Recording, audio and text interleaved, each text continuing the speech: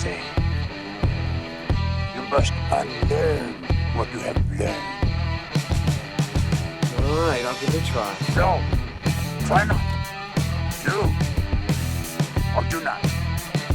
There is no try. So this is a discussion between Warren McGrew, the idol killer, and Dr. Ryan Mullins, and you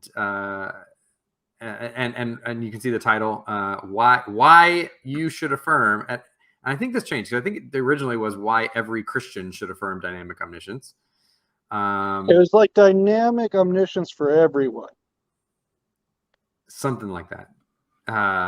And they're rewriting the books, dude. Something's changing. Bearstein Bears. It's a dynamic title about dynamic omniscience. It's living and active. So what they're going to be arguing. So for everyone knows, Warren McGrew is an open theist. So he's a non-classical theist and open theist. Dr. Ryan Mullins is a neoclassical, non-classical. I'm confused. This interview actually left me confused. I think he heavily leans towards Mullinism.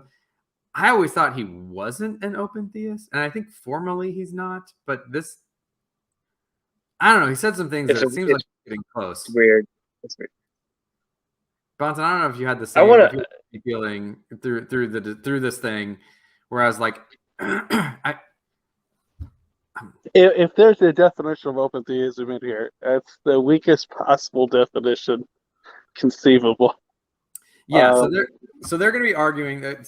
So just for everyone's know, so Warren McGrew and open theists are going to say dynamic omniscience is this idea that what God knows is dynamic. It's changing. It's growing. He learns things because he learns what the future is. That's dynamic omniscience that everybody talks about, right? In that open theist camp, right? And so they're going to say that's why God doesn't know future free choices of people. He knows what's possible, but he doesn't know future free choices. And I think McGrew somewhat hides the extent of his open theism in this interview. And Mullins seemed when he says when he's going to argue that everyone should affirm dynamic omniscience, he pushes it prior to creation, that the dynamic happens prior to creation, in logical moments, not in temporal succession. And which is so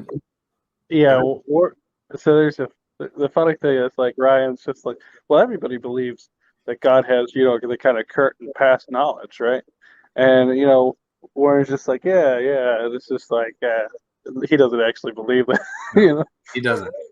And I don't know if you all watched the debate yesterday with Chris Dayton, Will Duffy. I mean, Will Duffy flat out denied that God has some past knowledge. God can make himself not know things. It's all over the map. It's his freedom is a hierarchy of attributes, and freedom's at the top. Knowledge gets the short end of the stick. It kind of works. Yeah. All right. So let's. Is it still on 1.5? No. All right. Keep it quick. What's that?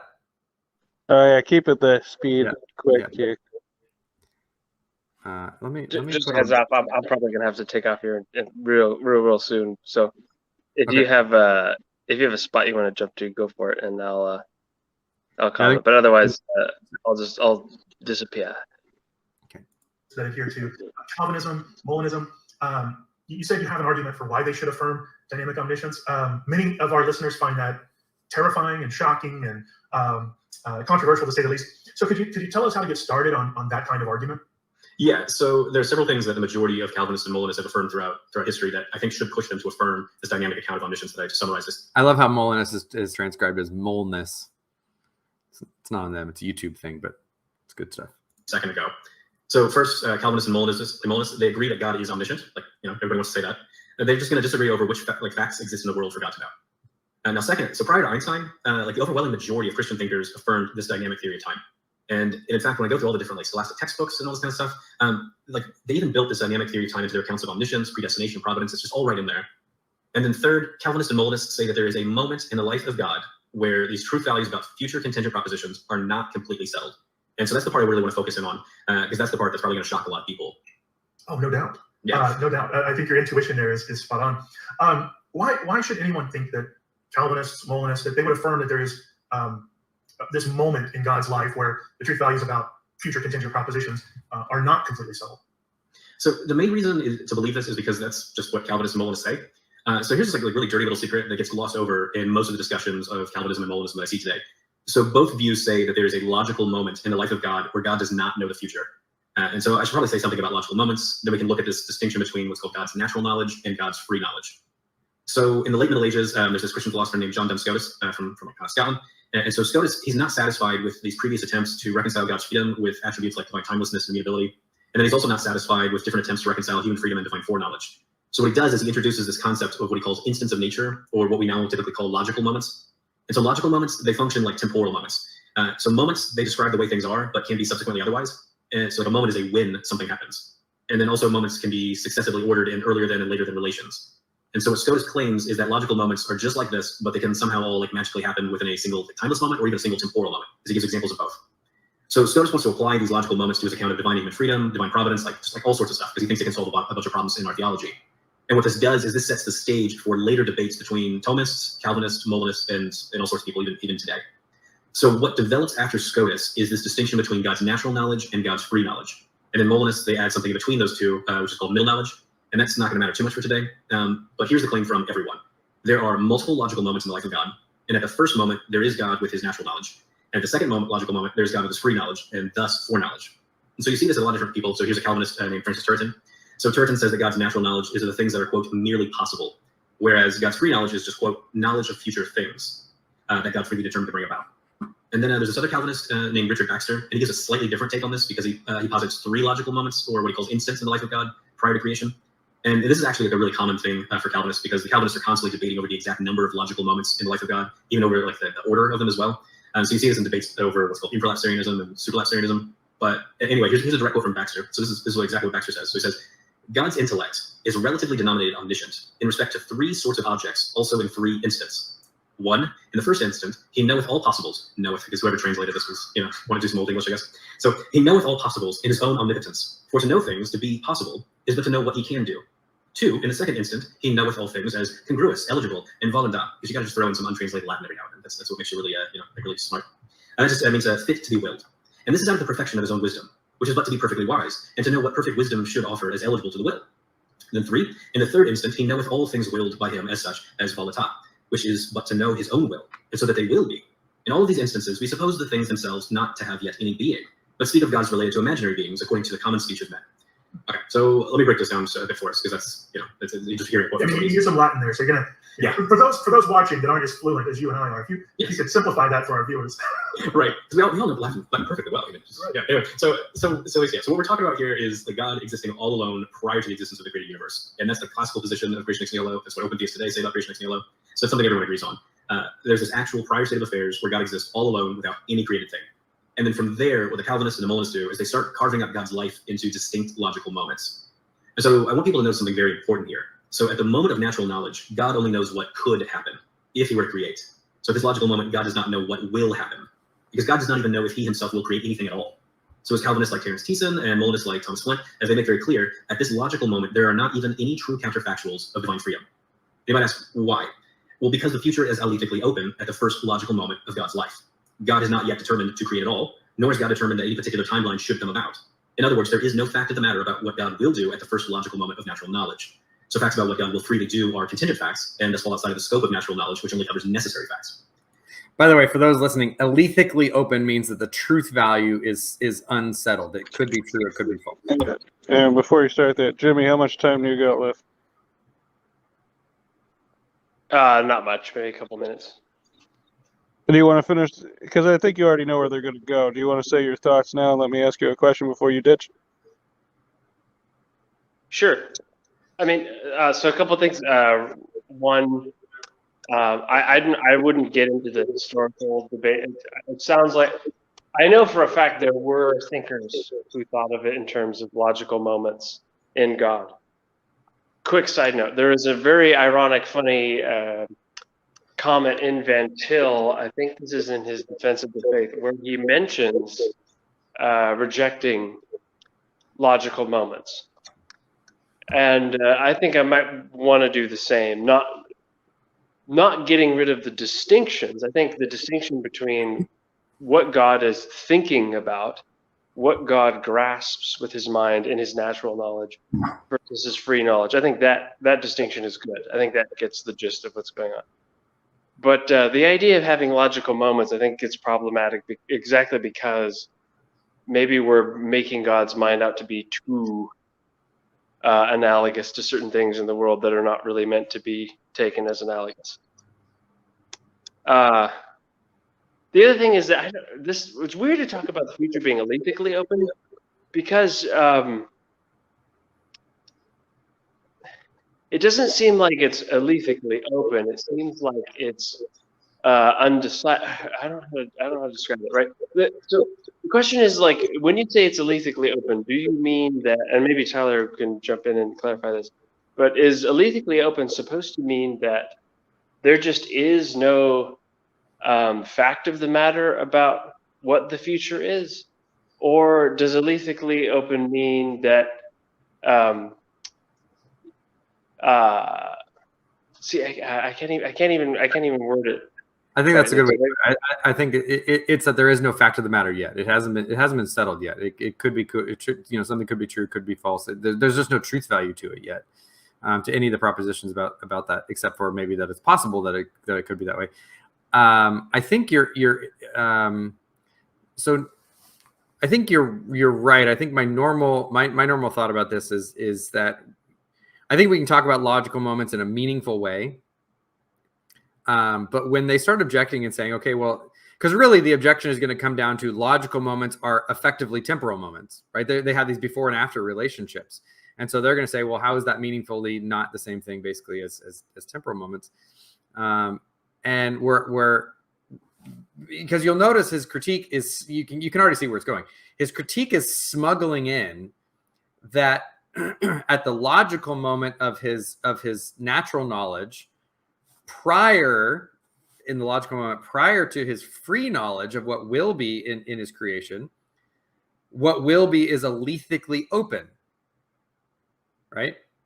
But in he's already smuggled in this idea in these logical moments of temporal succession, as if there just is the case that there is a moment.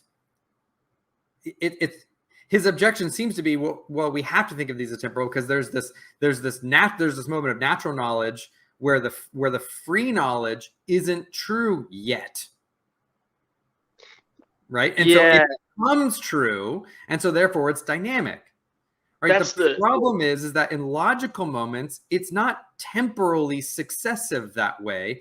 It's actually better to think of it in a dependence model, right? Where it's not when we talk about these logical moments, it's our way to conceptualize the dependence chain, not the succession of events chain, right? So even though we can talk about the logical moment of natural knowledge logically preceding the logical moment of free knowledge, it's not the case that there was ever a time where free knowledge was alethically open. Right? It's God's natural knowledge is just as eternal and unchanging as his free knowledge is. I should say his free knowledge is just as eternal and unchanging as his natural knowledge is. Yeah. So it's funny you say that. I always thought that what theologians were trying to capture with the concept of logical moments is something like the different. Again, this is just a metaphor, so hopefully people won't nitpick me outside the video. But I was thinking a picture like a tree, right? You can imagine the roots of the tree moving into the trunk of the tree, moving into the branches, moving into the leaf. Like there's this certain natural growth of this entity that moves from one stage to another. But at best, the closest thing you're getting there is whole and parts relations, or some kind of evolutionary relation, as opposed to like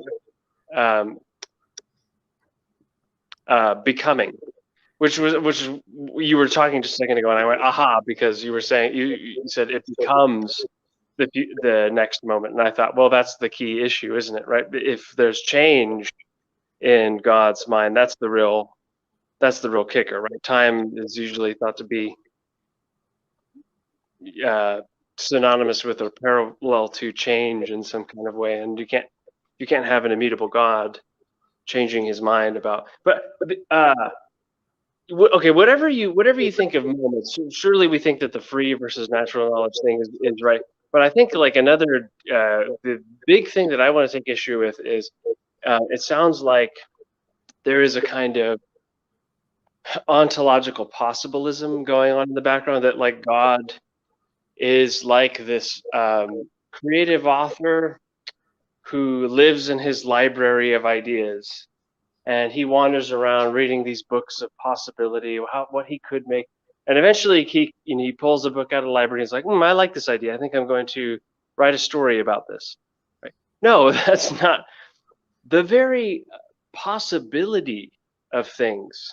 And this gets a little controversial, right? Because Calvinists don't all agree about this. But I would just push back on Mullins this radically. I would just say, I don't think the possibility of things precedes the actuality of things. I think it's the other way around. I think things start with who God is and what he's actually created, and possibility emerges from what he has actually made.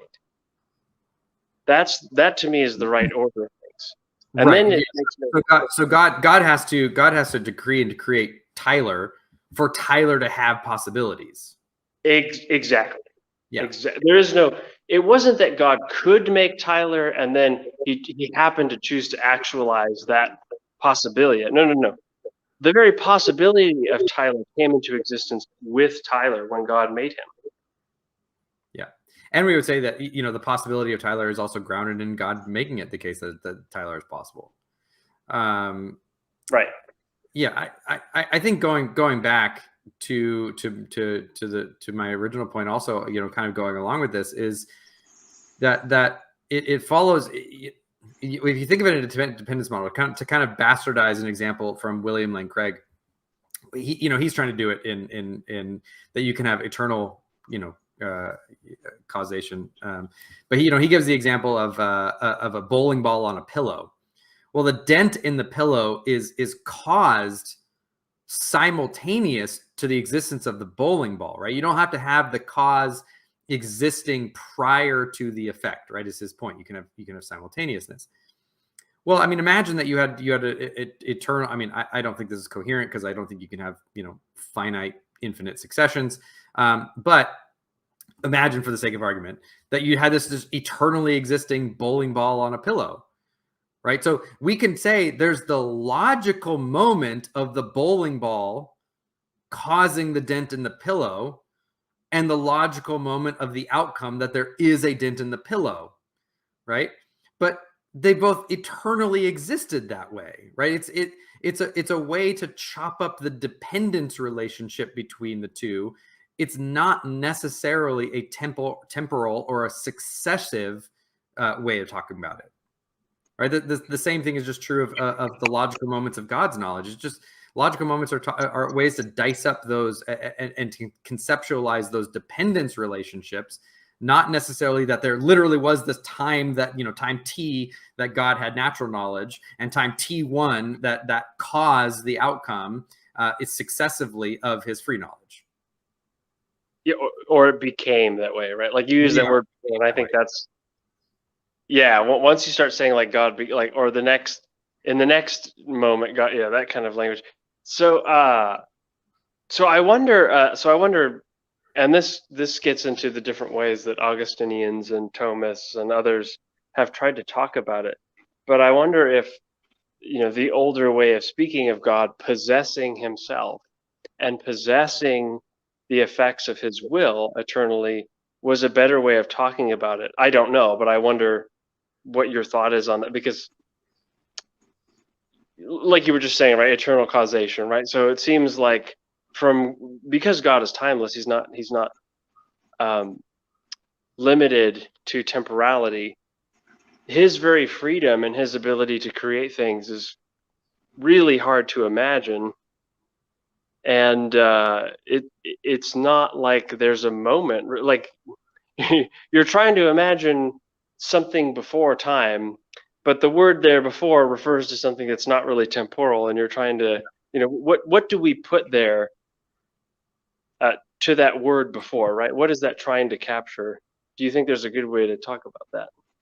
Yeah, so I think that's right on, because how many times do classical theists have to say, okay, well, we could talk about God before creation, with the caveat that we don't mean temporally before, because temporality is a feature of creation, right? So we have to kind of colloquially use our own language of before to mean logically prior, but in this kind of non-temporal priority to it, and so we just have to caveat it that way, and so I think we understand in analogous situations that we have to use our language within the confines of our language to mean things, but they're analogous. They're not exactly, they don't map on, exactly cleanly that way.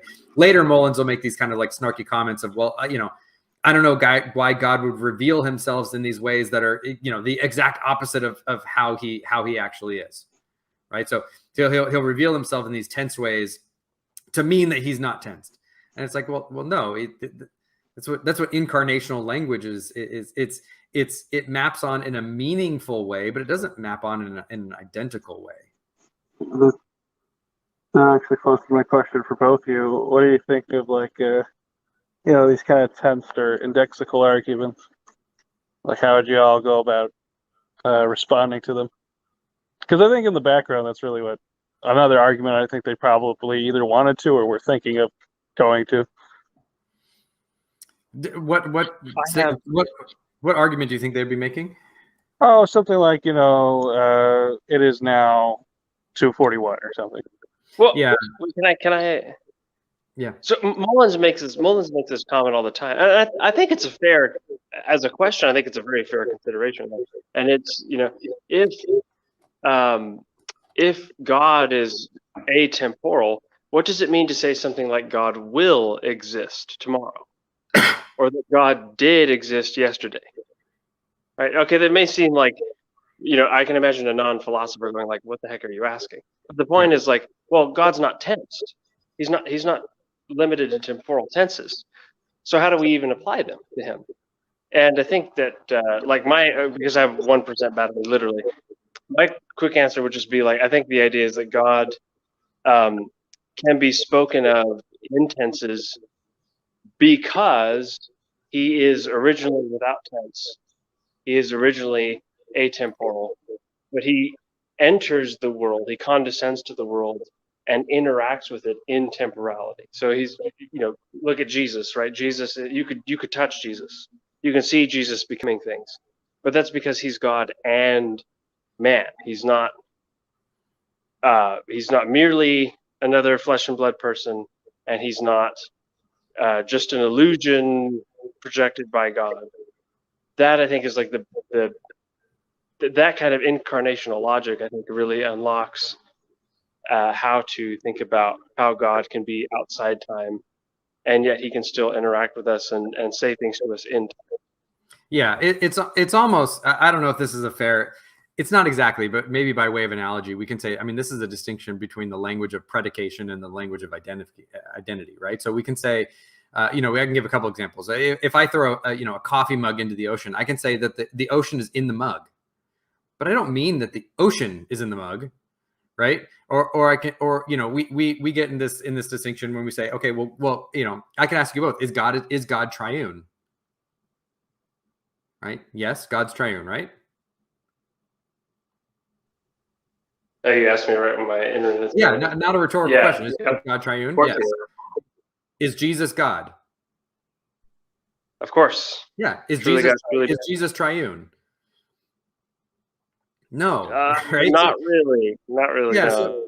So you go into all kinds of things, but because what's happening there is there's this play, there's this equivocation between the language of predication, where we can talk about something, and this language of identity, where we're saying what something is in and of itself. And so, we can, See you, Jimmy. So we can have these conversations. Otangelo, I'll add you here in a second. We can have these conversations where we can talk in a predicate kind of from our perspective in time. We can talk about God being alive today, right? Because we mean within our reference to us, and that's how we understand him. He's alive. We're in time. We understand it that way. But it doesn't mean we're making this statement of identity that God in himself is alive in this tensed today type of way. It's like the example I gave in my debate with when I had my debate with Warren McGrew, where he kept saying, well, God has tensed knowledge. He knows what's happening now. And I can say, okay, well, in kind of a colloquial sense, we can say God knows what's happening now. But really, if we want to be technical, what God knows in and of himself is that God knows tenselessly with reference relative to our time frame that something is happening now, right? So I can know that when I'm reading the book of Hamlet, that Hamlet will, if I'm on in Act 1, Hamlet will do such and such in Act 3, right? Does that mean it's tense for me, that I'm somehow in myself in that tensed relationship? No, I know that tense fact in reference to another tense fact within that timeline that I'm talking about.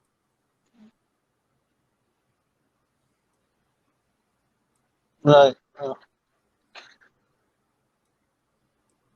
What's up, Otangelo? How are you? Yes, hi guys. Fine, thanks. And you? We're good. We're good. Just living the dream. What do you got for us? What are your thoughts? Well, I just joined. I've not seen the whole stream, so just seen that you guys are talking about eternity, I guess, God, timelessness, and so forth, right?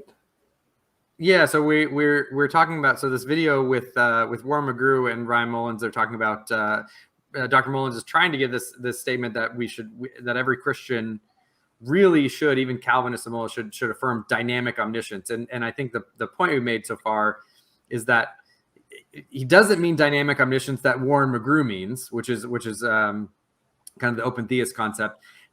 And that given some of the things we've said, that God actually, when we're talking about these logical moments and natural knowledge and free knowledge, those are eternally true. There's actually no alethic openness in God's natural knowledge at a point in time. And so it's not actually dynamic. There's not actually a change in God's knowledge. There's just a way that we can describe the dependence relationship of God's knowledge. So even by the watered down definition of dynamic omniscience that Mullins wants to give, kind of the very vague version of it, even then, I don't think we would still grant it. Right. So I'm joining the first time your channel. So I think I've already interacted on Facebook, on your group maybe or so. Yeah. So are you an atheist? Can I know what your position is prior to contribute somehow in the conversation here? You're asking if I'm an atheist? Yes. Oh no, I'm a Reformed Presbyterian. Oh, okay. Well, because usually who says to be a free thinker is related to non-believer, right? Yeah, that's the play. That's the play on words. It's a freed thinker. Because we should think freely. The institutional constraints don't force us to think certain things, but we are freed in Christ indeed to think freely. So yeah, in that sense, I am a free thinker as well. I'm thinking free outside of the box of naturalism and atheism and these kind of things. So basically, we are on the same page. Yeah. Absolutely. All right. Vincent, you want to keep going through the, I think he says a few more things. Yeah, I will leave you again because I thought this is an atheist channel. I like to. Okay. No worries, brother. Yeah, have a good afternoon. Bye-bye. You too. Bye. All right. And that is, well, I mean, it's going to be shocking for people whose only knowledge of Calvinism is just the internet. So let's just dive a little bit deeper here. So let's look at that next logical moment, which is the one that was called God's free knowledge. Mm-hmm. So this is another point where Calvinists and Moldanists are going to agree. So they say that after God decides to freely create a universe, then God gets this foreknowledge. So God's foreknowledge is dependent upon God's free decision to create a particular universe with a particular settled timeline. That's why it's called free knowledge. So here's what's happening. So at the moment of natural knowledge, there is no fact about what God will do. Will God create or not? Will he create this universe or maybe like a completely different universe? Maybe God will just say, I don't want to create anything at all. Like, screw all of you. Like, God does not know because there is no fact of the matter. But at the next logical moment, God makes a free decision to create. And then and only then does God get the free knowledge because he has determined the truth values about certain facts of the future.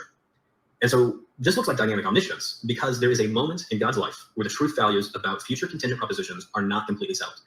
And that is the moment of natural knowledge. And then however many moments you want to put in there before God reaches the moment of free knowledge. So I think we'll see this bear this out. So even though he says, okay, let's put a pin in this, we're not talking about temporal succession, we're talking about logical moments.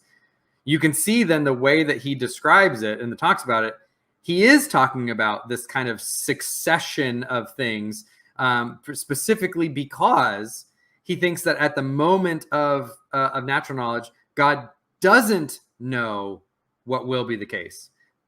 But if we're talking about it in these logical moments as ways to categorize and talk about dependence relationships, God also, the dependence is from natural knowledge and free knowledge, but it's not the case that God doesn't know what will be the case because they're just both eternally part of God's knowledge, timelessly. And I like the earlier. So in the background, so you were dialoguing with Mullins on an accidental thread I started because I was just asking a little bit about what was going on. And so in the paper, there was I gotta remember what I'm trying to say because there's a section under Calvinism basically, and he was going to relate that. But to me, the paper really has nothing to do ultimately with this. Mm-mm. All right, roll the tape. Yeah, I read through the paper too, and he's like, and to fairness to Mullins, I mean, he was like, well, I'm basically gonna be largely basing this on my paper. He sent the paper, and I was like, I don't. There's nothing in the paper that actually, from what I can tell, that really makes this argument or supports it, and I still don't exactly see it. So. It's such a minimal thesis. Like, say you just grant it all, right? It's not a victory for like the Warren McGrew side because you still have to affirm at the end of the day exhaustive foreknowledge, which is not anything Warren McGrew wants to touch, or present knowledge, which Warren McGrew doesn't want to touch, or past knowledge, which Warren McGrew doesn't want to touch. So is this really a W or is it just a reformed L? Yeah, and even, I mean, because Mullins is gonna say that God is not timeless, right? And so he wants to argue that dynamic omniscience actually somehow undermines classical theism.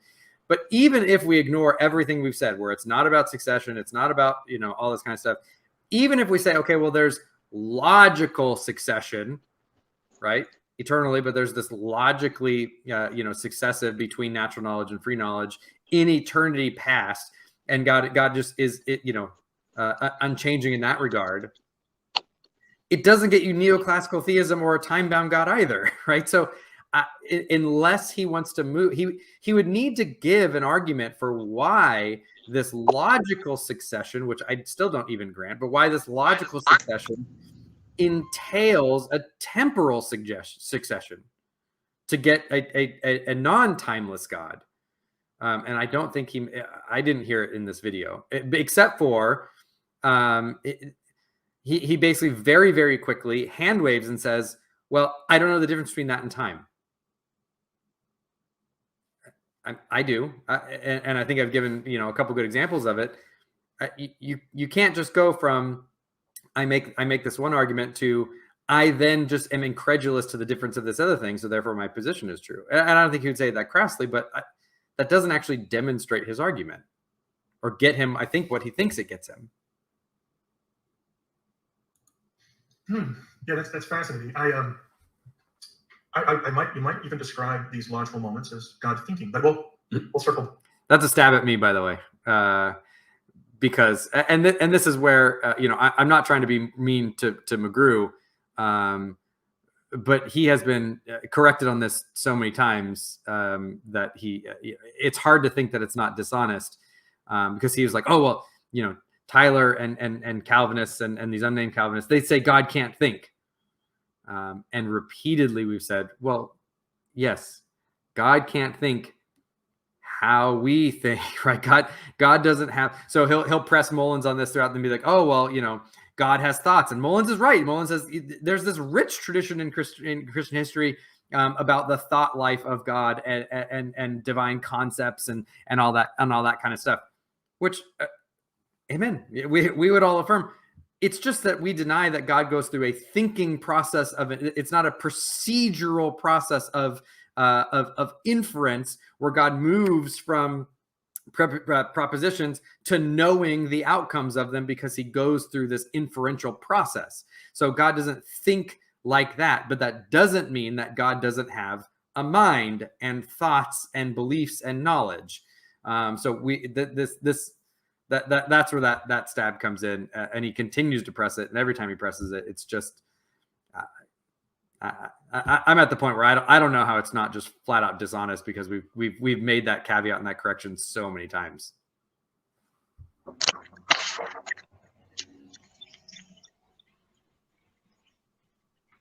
You unmuted. Anything? Oh no, go ahead. Stay tuned, dear viewer. Can you give me an example of a Calvinist who explicitly says that God does not foreknow that he will create? Yeah, I can do that. So one of my former teachers, John Feinberg, so he's a Calvinist, and he wrote this very influential systematic theology textbook called No One Like Him, The Doctrine of God. And so what I'm going to read here is from pages 313 through 314 of No One Like Him. And so in my opinion, I think Feinberg is a really thorough, excellent defense of Calvinism. So if you're really interested in Calvinism or maybe you're on the fence, this is the place to go. So this is from pages 313 to 314. So here's what Feinberg says. And I'm not going to do an impersonation of Feinberg because I just can't maintain it for more than a sentence. So we'll send you another shirt if you do. No, sorry, John, I won't do that. But wouldn't God foreknow that he would create and foreknow which world it would be? As already stated, divine omniscience means divine omniscience means, among other things, that God only knows what can be known. Until God decided to create and chose to actualize a particular possible world, there was nothing to know about whether and what he would create. Does this mean that once God made the decision, he came to know something he had not known before? Yes. But this is only damaging to omniscience and immutability if what he came to know was information available before he came to know it. God could be aware of all the possibilities open to him in advance of choosing any of them, but until he decided to create a world and which one to create, he could not know whether he would create, and if he would, which possible world he would create. Although this response may seem strange, I think that it is the most plausible way to understand biblical language that says God decided to do one thing or another before the foundation of the world, and that he makes decisions not arbitrarily, but based on the counsel of his will. And so what Feinberg's there is he's trying to bank off of passages like Ephesians 1, where it talks about God making some kind of plan, making some sort of deciding to do something before he creates the universe. And so that's what Feinberg says. Yeah.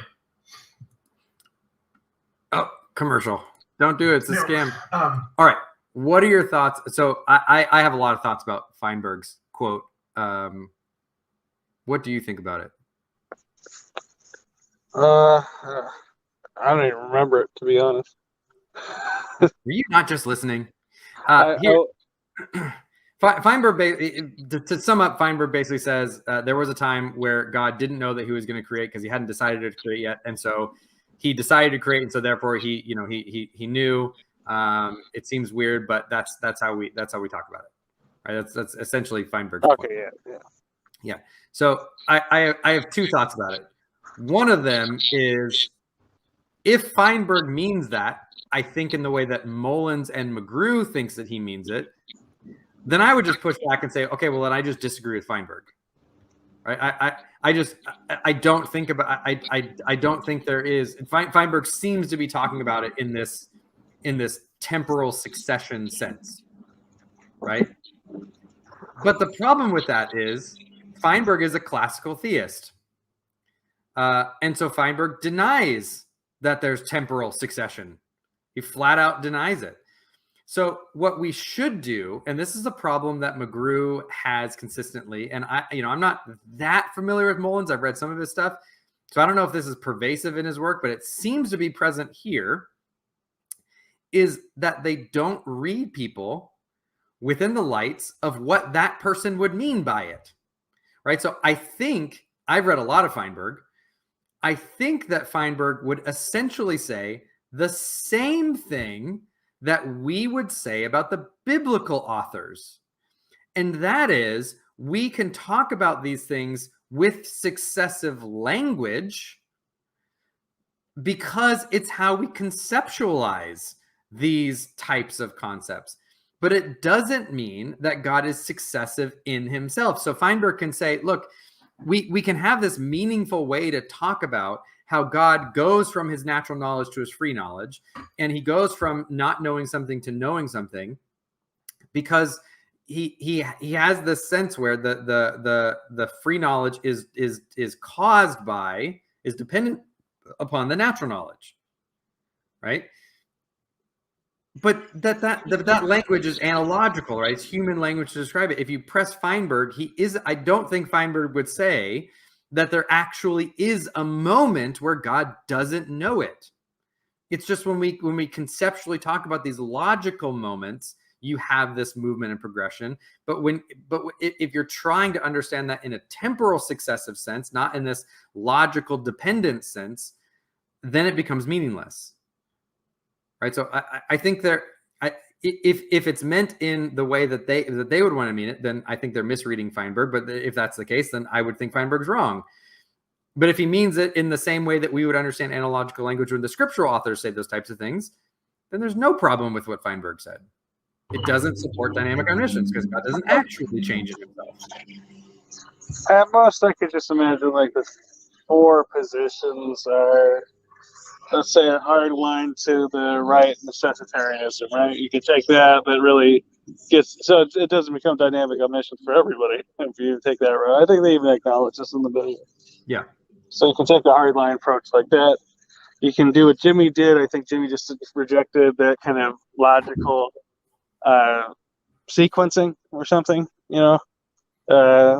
thirdly, you could say, well, it's kind of an equivocation on ideas or something, where, it's whether it's causal or dependence, or instead of some kind of temporal sequencing. That way you can go about it, or you can just bite the ball and take the model. I think no matter what you do, you kind of still don't get the dynamic omniscience. Or, well, I guess if you push it a little, you could get classical. Maybe that, but I don't think you would get dynamic omniscience. At least that's my summation of like the whole thing so far. Yeah, you definitely wouldn't get dynamic omniscience in the way that the open theist means it, because if there is some kind of dynamism, it's prior to creation, and God still at creation has full extensive knowledge of everything about his free knowledge is exhaustive of everything that will be the case in his creation. So it still is you still don't get open theism. You don't get that doesn't get you temporal succession, because you can just salvage it in logical succession, which I still think is going too far. But it doesn't get you the temporally bound, the non-timeless God of the neoclassicalism Mullins. So it's just like, I don't get, if you have to water down this definition so much to try to get this point across that, well, everyone should have should take the title dynamic omniscience, but you have to change what it means to make it so that people could affirm dynamic. It's kind of like the mere Mullinism with Stratton thing. Even though I think he's wrong, even if you say, okay, well, everyone could affirm mere Mullinism. Okay, but even if we grant that, which I don't, that doesn't mean that Mullinism, the theological position, follows or is true. It's just like theological gerrymandering, where you're just moving these boundaries around to try to be as inclusive as possible. And it just that just doesn't work that way. And my skeptical side is going to be, I have a feeling sometime in the future, and hopefully people watching this, I don't really watch Warren McGrew's videos almost ever anymore. But if in the future he comes along and said, oh, we've already proven dynamic omniscience, and everyone should be dynamic on, should affirm dynamic omniscience. See, I had Ryan Mullins on, and he proved it, and so therefore everyone should be an open theist. I'm almost certain that equivocation between this super vague, watered down, logical moment type of dynamic omniscience, even if we grant that, is going to get equivocated with open theistic dynamic omniscience. I can almost guarantee it's going to happen. So for anyone who does watch Warren McGrew, if you see that happen, send it to me because Well, it's going to happen. I remember he. So I watch actually too much of Warren McGrew. So I know I've watched the Tyler doesn't believe God can think video like enough times. So of course I think he just did that because he lost that debate. So some people are sour. Yeah. All right. Did you want to keep going through this one? No, I think it's time to close up. Yeah. All right. We're a little over 2 hours. Well, thank you, Vincent, for joining me. Jimmy, if you're there, this later. Thanks for jumping on. We'll do this another time. Thank you all for hopping in, listening. A little over 2 hours. Appreciate it. Hope you found it beneficial. If you have any questions, comments, concerns, commendations, or condemnations, you can leave your comment here. You can email freedthinkerpodcast@gmail.com. Visit the blog, freedthinkerpodcast.blogspot.com. or join the discussion at the Freed Thinker group page. I highly recommend The Third Man on YouTube. Head over and check out Vincent and Jimmy and some other people doing some fun things there. And then Vincent, I always forget the blog. It's the Council or Spirited Tech. Okay, Council at Spirited Tech. If you want to send me a link, I'll put that in the notes. So much resources there on so many different topics. It's really a helpful place to get a lot of information. So thank you again for joining. Good night, everyone, and God bless.